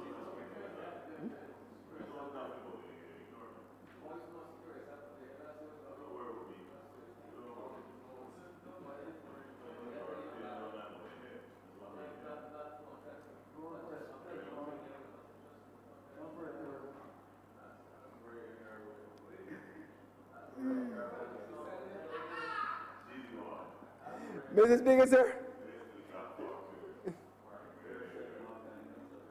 Sometimes you have to pause and let.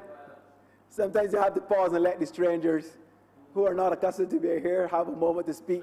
You know the election period is coming up, and everybody's rushing in here now, pretending they're dressing up in a suit and tie, and paying attention and talking to give the impression that they've always been in here, when we know that they've not been. So I pause to let the public hear them through their sides. Huh? You had to use a compass to get here, not to find the dining room. A GPS. So I'd like to pause and give them opportunities. But the fact of the matter is, Mr. Speaker, sir, the fact of the matter is, Mr. Speaker, sir, that one of the largest categories that we have to focus on is subsidies and transfers. $1.1 billion. But as I said last year, people must know what goes into them, and therefore when the reform process comes, what is going to have to come out. That is important to know, so that there's no mistake, and we have to build consensus among the social partners and other civic groups as to how we are going to approach addressing those issues. That is what is in this plan, a broad framework for negotiating a reform of the social sector, and doing so in a way that guarantees Barbadians will continue to receive the high quality of social services that they've become accustomed to, and be able to do so affordably, either free at cost at point of delivery, or where in fact any charges are made, that they are done in a way that does not cause undue hardship to the public of Barbados, Mr. Speaker, sir. These are important, because this is where the action is going to be structurally in the economy of Barbados, when we're talking about dealing with expenditures. How do we finance healthcare? How do we finance public education? How do we finance sanitation? How do we deal with transport? In terms of building collaborative relationships with the private sector operators, which the Ministry of Transport and Works has been trying to do through the TASI program. How we're going to deal with public housing, subsidized housing, utilizing the incentive schemes that are already there. I spoke about one only recently that was put in place by the member for St. Peter in relation to the Housing Incentives Act, to give developers who are interested in doing low income and lower middle income housing to be able to get concessions to bring down the price or the cost of producing such housing, as a way to easing the housing market. Has not been as extensively utilized as we would like. In fact, I'm not sure if many people have utilized it at all, but I know that we now have two projects, one at the Ridge and one somewhere at the Prayer to Christ Church, which are being done to produce at least 1,500 houses. Those developers are in the process of working towards getting those projects started. They have their town planning approval, they have access to the concessions, and we hope that they can get those projects started during the course of this year. So we are looking at a compendium of interventions. Government will intervene and build some houses or procure some houses. Private sector will intervene and procure some houses on their own, and then both will work together in joint ventures, such as at Coverley and other places, to be able to produce housing for Barbadians at varying levels, low, middle income, and the upper middle as well, so that the housing solutions can be done. In the area of sanitation, the same issue. How do we address the issue of the cost, the escalating cost of collecting, sorting, treating, and landfilling or disposal of our waste? We've spoken extensively in here, in budgets, in other debates, in supplementaries, in the estimates about the cost of simply dealing with waste, with garbage. It's an extremely costly exercise. It is not getting any cheaper. We have to ensure that we address these issues. And the framework plan in the Barbados Sustainable Recovery Program is geared towards that, and hopefully all of the parties can sit down as quickly as possible and start to do that. Because once we start doing this, our target should be to at least try to cut subsidies and transfers by a minimum of $200 to $300 million. We really have to get it under $1 billion, get it down to $900, $800 million, either by way of adjustments through cuts or through efficiencies, or in fact finding ways to finance it so that the consolidated fund can have an ease in relation to that and move on to do other things that can improve the social status and the economic status of Barbadians, including reducing the levels of taxation which we currently have. So those are the broad areas, Mr. Speaker, sir, of the plan. I encourage all Barbadians to read it, to digest it, to speak to. It's online, yes, it is online. It's been provided, copies have been provided to all members of the House. We encourage people to look at the Social Partners Plan for Barbados, the plan, which we fully endorse, this government fully endorsed. The investors, the bankers, the private sector, the social society, the civil society, the unions, all of them have contributed to this plan and have given in the forewords their endorsement to the plan as the Barbados plan, and we invite all Barbadians to engage it, to discuss it, to come up with their ideas, say the things they don't like about it, because not everything in here you're going to agree with, not everything in here I personally agree with, but collectively it is a plan that we all endorse, and we believe that Barbadians can flesh it out, put some even more flesh on what we have here, and ensure that we can go forward as a country to implement this plan. Now, relative to implementation, Mr. Speaker, sir, I am to say that over the medium term, it will be critical that we commence the process. As I say, there are some initiatives that have already started, others that will be undertaken as we go forward together as a country. And central to this plan was a recommendation by the social partnership, particularly driven by the private sector and the unions, to radically accelerate the slow pace of implementation of policies, programs, and initiatives under the guidance of monitoring. And this is widely agreed by all of the partners in this regard, Mr. Speaker, sir, so that within the Barbados Sustainable Recovery Plan, the plan of the social partners of Barbados, there is a call for an urgent systemic restructuring process reform that will lead in the public service to the following. A key part of that framework would be, one, appropriate staffing levels to ensure that areas of this plan that need to be done are done and done expeditiously.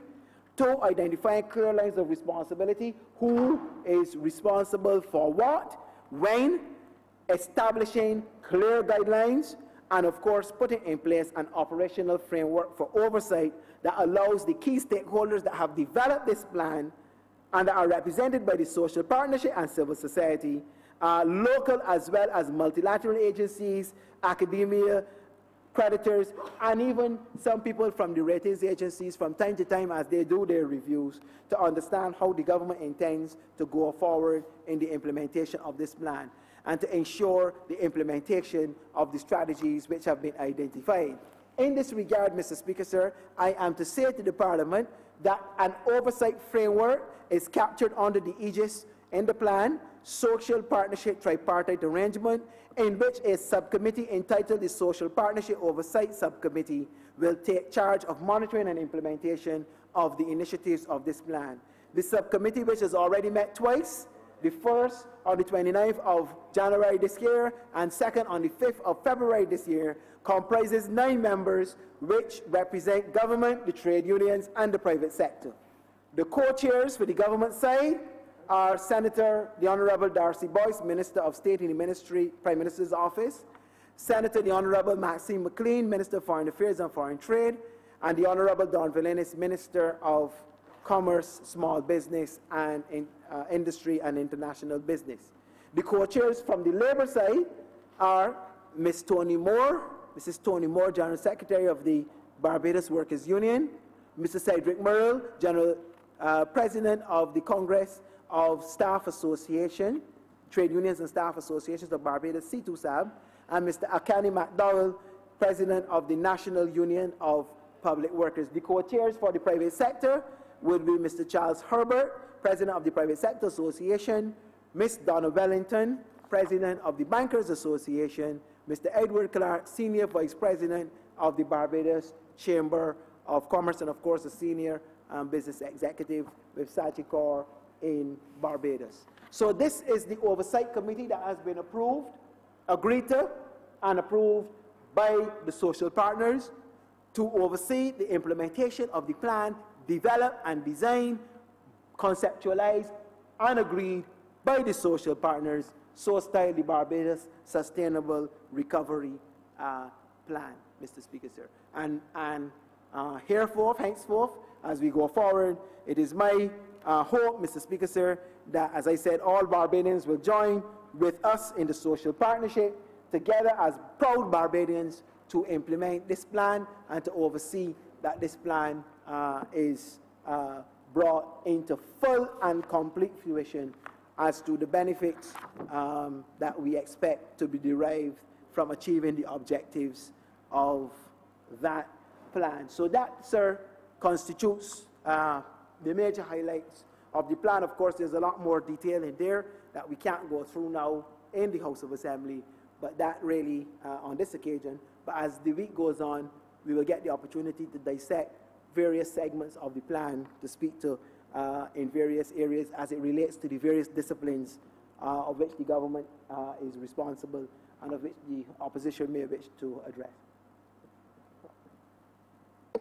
With that in mind, Mr. Speaker, sir, I come to the final part of the presentation today relative to the highlights of the financial program of the government as carried in the estimates of revenue and expenditure for 2018 and 2019. Mr. Speaker, in relation to those estimates, the fiscal program for 2018-19 is projected to generate a negative operating balance of $8.5 million on an accrual basis and a fiscal deficit on the cash basis of 321 million Barbados dollars, or 3.3% of GDP at market prices, which has now been estimated by the Statistical Department at $9,635.8 million. Current revenue on the cash basis is projected to increase by $98.2 million, or 3.3% above the revised amount for 2017-18 to a level of $3,098 million. Taxes on incomes and profits are projected at $837.6 million on the accrual basis. When bad debts are taken into account, the amount to be collected on the cash basis is expected to be $812.6 million, an increase of $18.6 million, or 2.3%, from the amount projected to be collected in 2017-2018.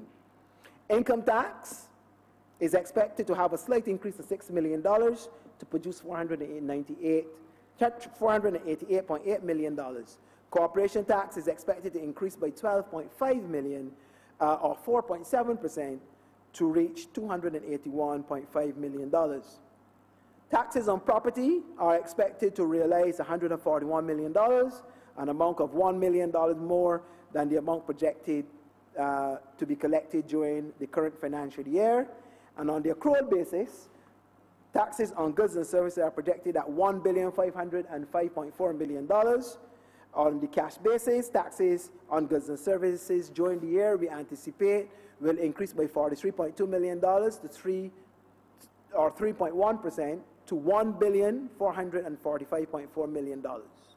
This category receives, of course, its principal impetus from receipts of VAT and excise duties, which are expected to contribute $950.9 million and $317.6 million, respectively, to the Treasury in the fiscal year. Additionally, an amount of $36.3 million is expected to be received from the tax on bank assets. Import duties are projected at $250 million, increasing by $8.3 million over the projected amount for the fiscal year 2017-18, while special receipts are expected to decrease by $15.7 million to reach $176.6 million. An amount of $146 million is projected for the National Social Responsibility Levy. Non-tax revenue is expected to increase by $23.4 million over the revised amount for 2017-18, and it is to be noted that an amount of $80 million from the sale of the Hilton has been included in the revised projection for 2017-2018, whereas $75 million from the sale of the National Terminal Company has been projected for 18-19. Additionally, an amount of $61 million is projected to be raised from the foreign exchange fee. The government of Barbados is expected to receive a grant income of $20 million from the People's Republic of China, and this is for the Hope Agricultural Training Institute project at St. Lucie and the UWI Food Security Project. Relative to current expenditure, sir, on an accrual basis, exclusive of amortization of $891.5 million, it is projected that $3,241.4 million will be expended. When converted on the cash basis, taking out bad debts and depreciation expenses, or taking into account bad debts and depreciation expenses, current expenditure is expected to increase by $31.3 million, or 1% over the 17-18 revised figure of $3,178.1 million. Wages and salaries are expected to increase above the revised amount in 2017-18 by $59.8 million, or 8.3% to $783.4 million. Expenditure on goods and services is expected to increase by $22 million above the revised period for 17-18 to $413.9 million, and this is $8 million less than the amount approved by Parliament for last year. Current transfers are projected to decrease from the revised amount in 2017-18 by $74 million, or 6.2%, to $1,116.1 million. This amount is broken down variantly as follows: subsidies $30 million, grants to individuals $26.6 million, grants to nonprofit organizations $19 million, grants to public institutions $675.2 million, subscriptions $22.9 million, retiring benefits $263.5 million, other benefits $74.7 million, and statutory grants to individuals $401 million Barbados dollars. Of the $30 million approved in subsidies, $21.8 million is going to go to the Transport Board.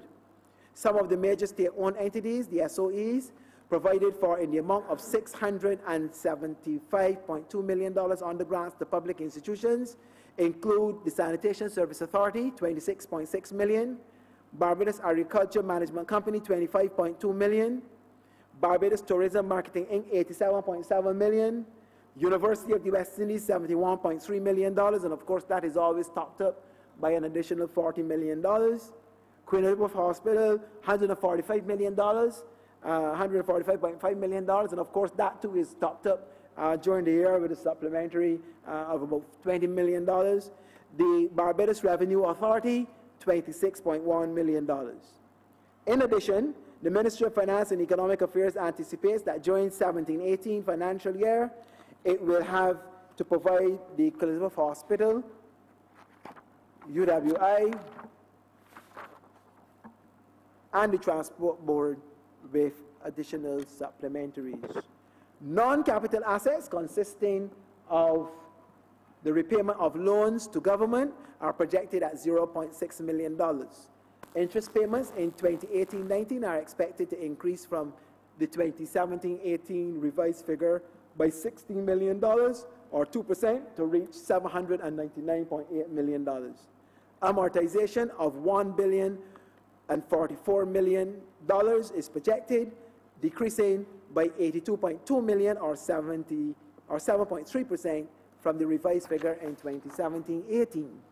In terms of capital expenditure, the estimates provide for a projected decrease in the amount approved for 17-18 by $34.1 million for this year, or 8.3%, to reach $393.3 million on the accrual basis. Capital assets are projected to increase over the revised 2017-2018 figure by $33 million to $160.5 million. This amount is expected to be $26.2 million less than what was approved for the last financial year or the current financial year. Provision is made for the following: $8 million to the public sector smart energy program, which I referenced to earlier when I was speaking about the Sustainable Recovery Plan. The CAF Road project as well, which I referenced earlier, $7 million. The licensing authority is going to be looking to do electronic vehicle registration system. That's $1 million. The IDB Road Rehabilitation Program, I referenced that as well. $7 million is going into that. $15 million will come through us to the Sam Lord's Castle redevelopment project on the Wyndham Grand that they're building up there. And statutory investments of $11.9 million are also expected this year. In terms of capital transfers, we are projecting $73.7 million, $1.3 million less than the revised figure for 17-18.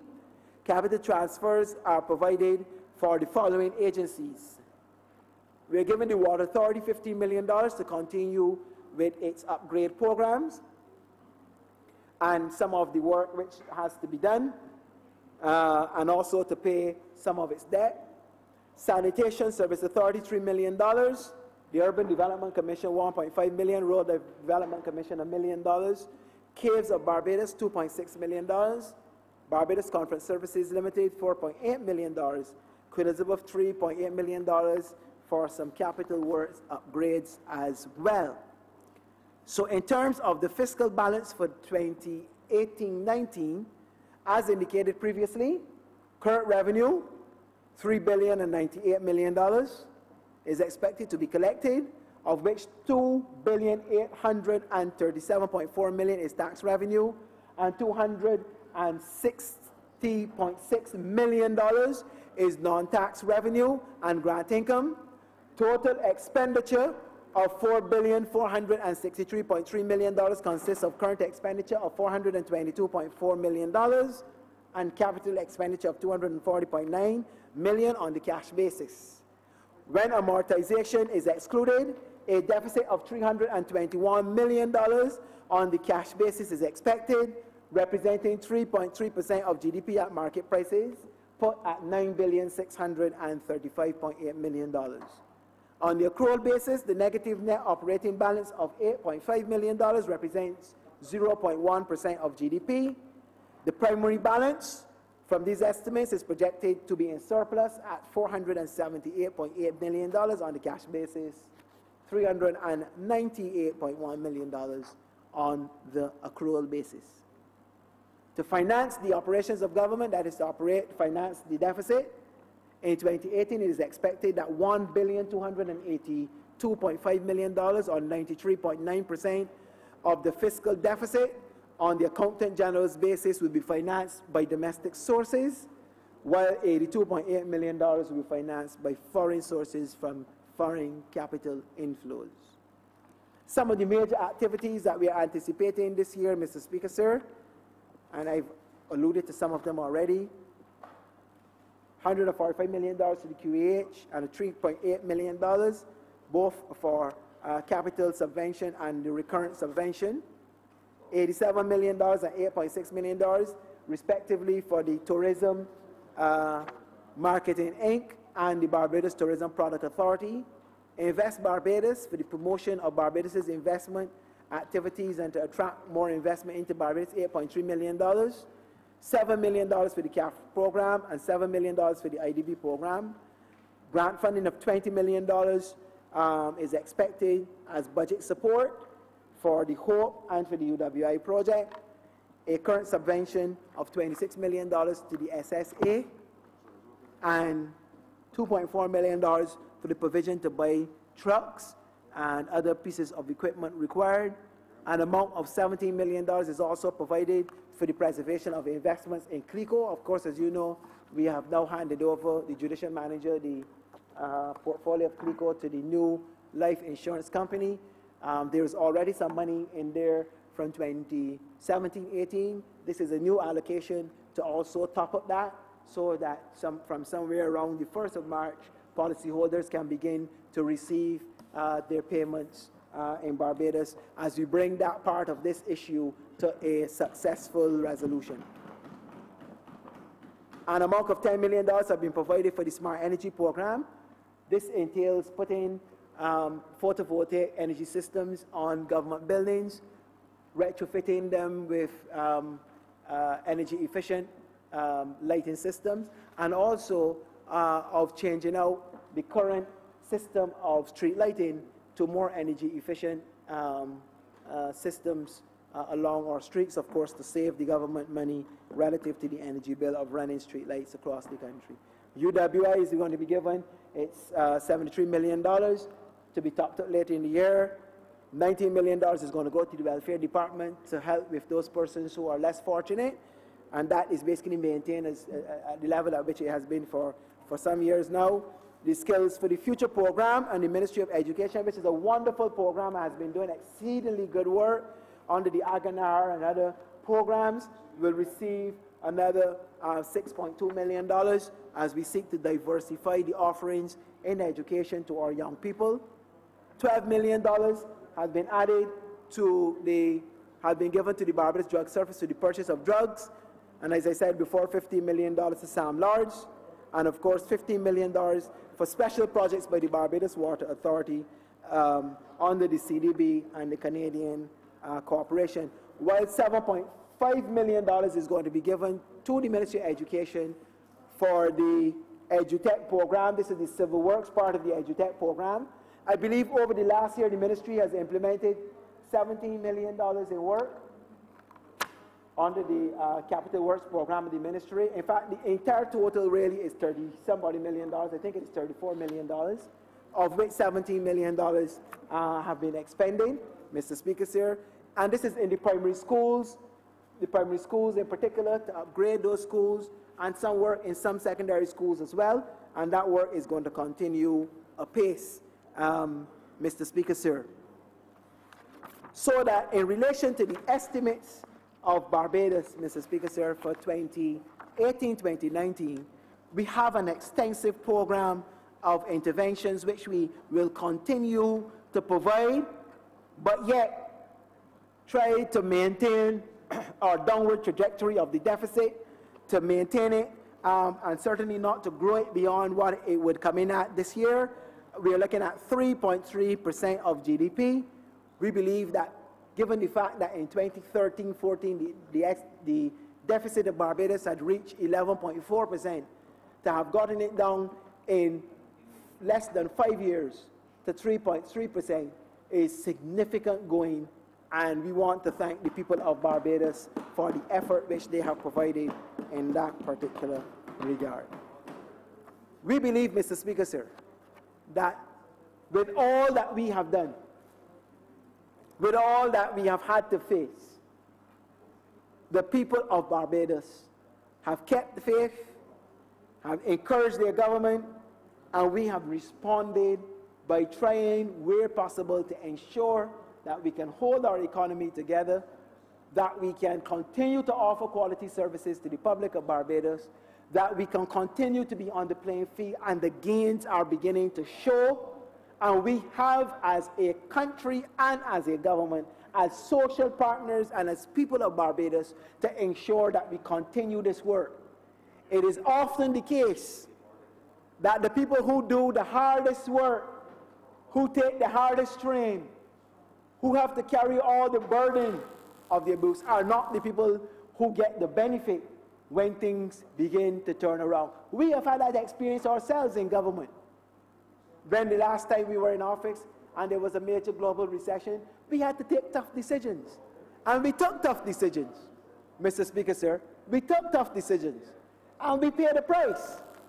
The other party came in and they found the wicket laid, and they played as many innings and as well as they could in the circumstances. Of course, by the time it was time for them to leave, there was another recession. And it was time for us to come again. And once again, the Democratic Labour Party took that mantle up. We ran with it. It has been difficult, but there have been opportunities, and we have explored those opportunities to ensure that we kept Barbados stable, kept it together, And now that we are beginning to see the fruits of that labor, Mr. Speaker, sir, we have brought a program here, both in terms of the estimates and in relation to the Barbados Sustainable Recovery Program of the Social Partnership of Barbados, to ensure that together we can all benefit from the gains which will be had once we go forward to implement that program.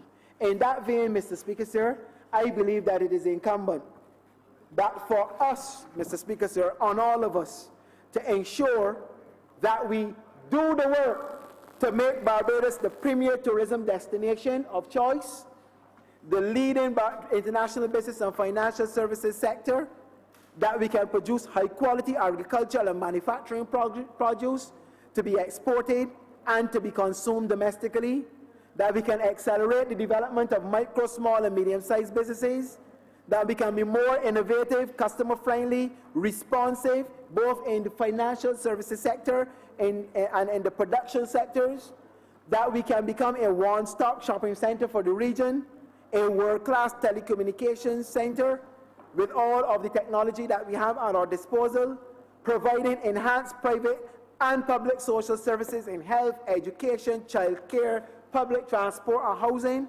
that we can have greater social responsibility and philanthropy among our people, and that we can have enhanced collaboration between private and public sectors in the pursuit of all of these initiatives, whilst we seek to enhance and improve our renewable energy sector. As we go forward as Barbadians into the 51st year of our political independence, crafting this plan to navigate a very small, open, and highly vulnerable economy through the difficult financial challenges of the time shows the maturity of all Barbadians. The unions, the private sector, the church, the civil society, and the government of Barbados. This framework plan is a dynamic document, and as such, it is not an end, but a means to an end. If we use it right, if we implement it fully, and we do so expeditiously, the gains and opportunities are ours to be had. And the implementation, Mr. Speaker, sir, for the recovery of Barbados is assured. To this end, Mr. Speaker, sir, I want to thank again our social partners for all of their work, and hope that together, going forward, we can work in the spirit of Team Barbados to continue to shape an unparalleled and deserved high quality and standard of living for all Barbadians, in which we can, of course, secure our exchange rate, foster and protect our environment and businesses for growth and profitability, and above all, keep all Barbadians safe and fully employed while protecting the very vulnerable in our society. With those words, Mr. Speaker, sir, I want to commit the plan again to Barbados, and to ask, Mr. Speaker, sir, that in relation to the estimates of revenue and expenditure for 2018-2019 and the report on the estimates and the financial plan for 17-18-19, that this appropriation bill be read a second time.